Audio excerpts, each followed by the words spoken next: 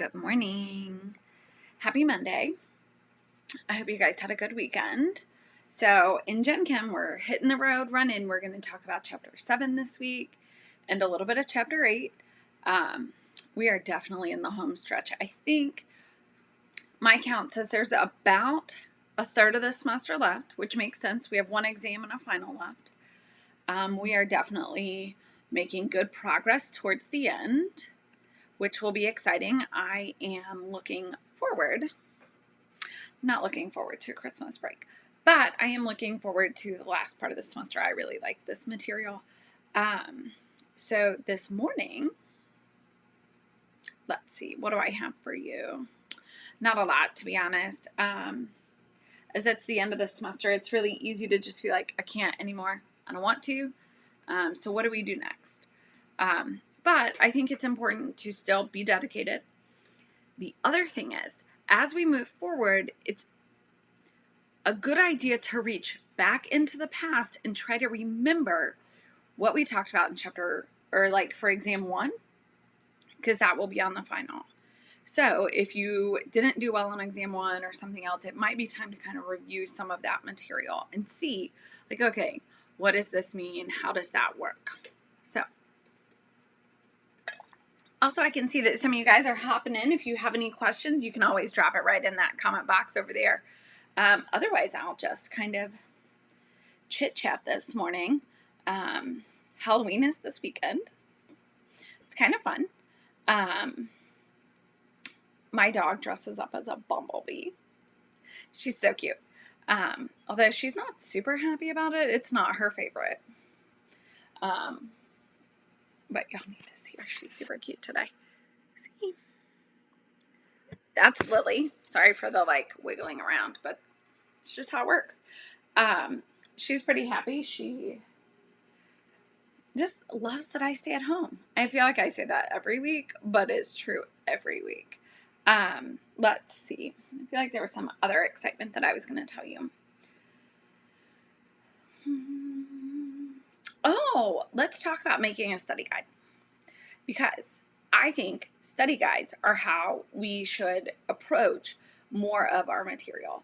So in Gen Chem 1, it feels kind of weird to make a study guide because there's less conceptual questions. A conceptual question would be something like, what is an electron? That's something you would put on a study guide. But you could make guides for how to solve different types of problems, right?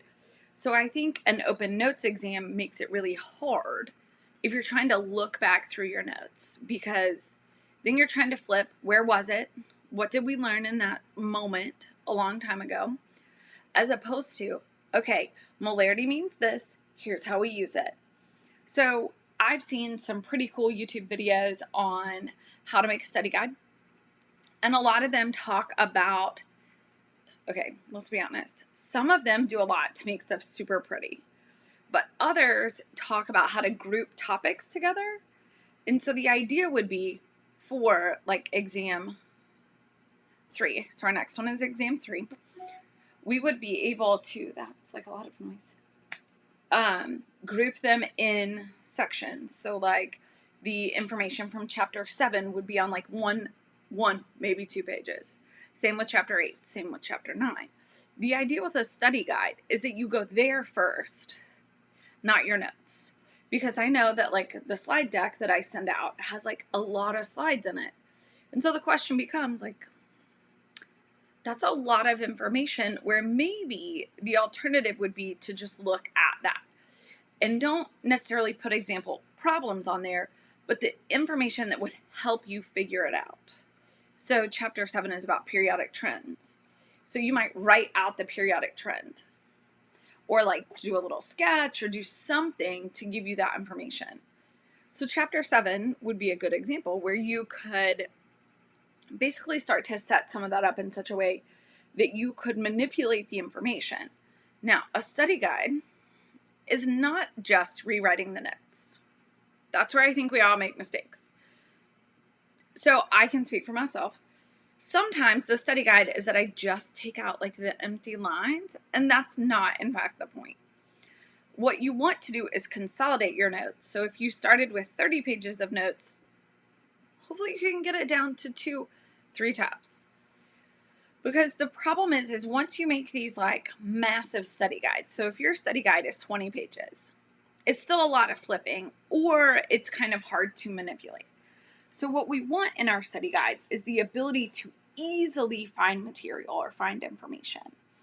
So the other option would be to annotate a periodic table.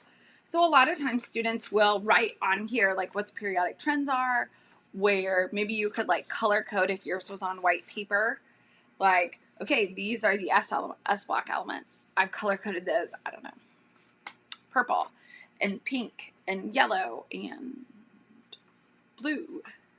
Some way that when you look, so that your source materials are advantageous. Now, all of that goes out the window the moment you have I don't want to call it an old school test, but a non-open notes test, right? So when your test is closed notes, your study guides can be more detailed because there's a lot of evidence that says rewriting your notes or retyping your notes helps you forge connections between topics. So what you want to make sure you're doing is like looking at the notes, not just typing. So one of the things that I've seen students do and do really well is to spend time thinking about like, okay, how can I take this set of material and make it something more concise? Even if you're rewriting your notes, even if you're retyping your notes. So I've seen a number of people try to make flashcards for chemistry. Now, when we talk about memorizing the elements or the common ion table, that kind of makes sense, right? But what do we do for like a concept, like molarity or atomic size trend?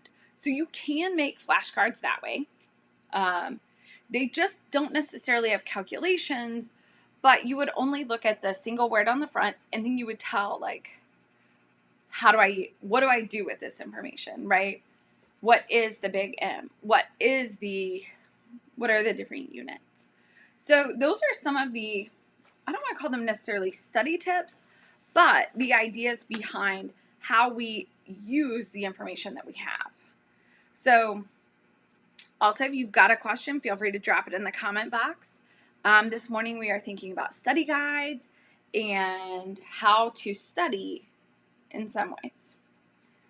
I think the other thing, at least in this season, that's kind of hard is we're all not really sure what it means to study in a all online, some synchronous, some asynchronous set of materials.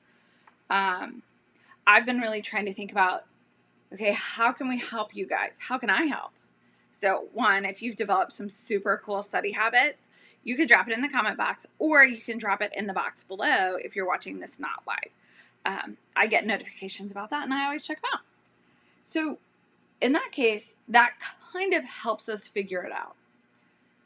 Well, it doesn't help us figure it out.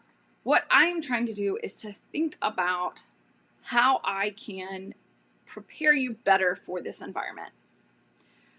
Because I think one of the things that we're all struggling with is how do we do what we used to do in this environment, right? So we can see that in all aspects. How do we hang out with our friends if the CDC recommends that we don't hang out inside? Luckily, this is Florida, so like winter isn't a thing. That's going to be awesome. But how do we do that safely? So it's requiring creativity. So I think one of the things I'd like to encourage you is to think about how to set aside time for your classes. I try to make sure that the videos I'm making each week could almost all be done Monday from 3 to 4:15. Now, some weeks we go a little over, some weeks we go a little less. But the idea is in that 75 minutes, you can set aside time to do the course material. Because realistically, if we were all face-to-face, you would go to class 3 to 4:15 on Monday and on Wednesday. It's unlikely that a course would only meet once a week. At least I like to see my students more often than that. So that's one option. I think the other option is to try to figure out places where we can study and study well. I know that I used to, pre-COVID, like the olden days, when I had to write something, I would do a lot of work at home, do some in the office. And if I knew that I really needed to get stuff done, sitting in Starbucks with a peppermint mocha, I love those, y'all, and they're coming soon. But sitting there with one of those would help me, like, I would just be able to focus. The other thing is when I was there, I would turn off would close my email box, and I'd put my cell phone on Do Not Disturb and then put it in my backpack, because I think sometimes it's the notifications that get me. Everything feels really urgent. Very little of it's urgent, right? Ooh, today's coffee mug is from Puerto Rico. My brother worked down there for several years, and so this was what I needed today. Also, it's kind of orange and kind of spooky. Okay, it's not really spooky, but it's kind of Halloween colors. And I ran the dishwasher last night, so it was kind of this or Christmas. And I felt like it was a little... It's definitely not too early for Christmas, because Christmas! But that's that. So, let's see. What else can I tell you before I pop into my Zoom office hours?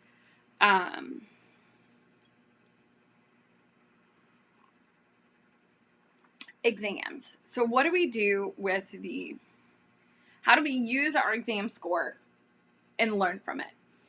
So one thing we want to do is we want to make sure that for any question that we got right, we remember, okay, that works.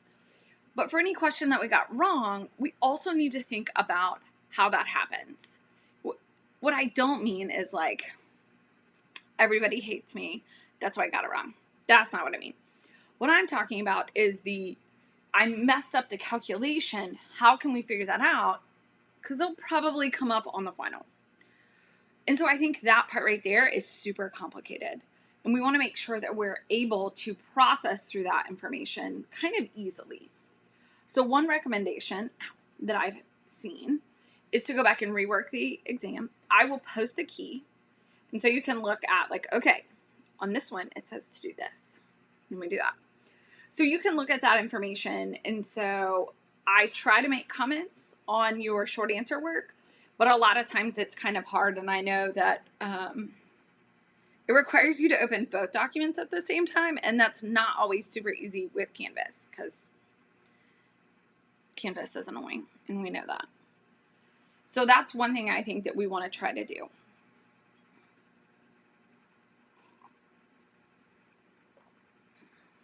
But those are my thoughts. Any questions? Otherwise, I do think I'm going to hop into my Zoom office hours in case someone has a more detailed question. And I've gotten a couple student emails, so I'm going to respond to those this morning. But I hope you guys have a great week. And it's supposed to cool off a little bit here. Someday it's going to cool off. Fall has not arrived here in Florida yet, so it's still really warm. But I hope you guys have a fantastic Monday. And if you are, well, really, no matter who you are, if you have questions about how to make a study guide, feel free to drop it either in the comment box, what I'm about to pop out, or the chat box below. And I would love to know your tips and tricks on how you have been able to make a study guide that's been helpful. Y'all have a great Monday.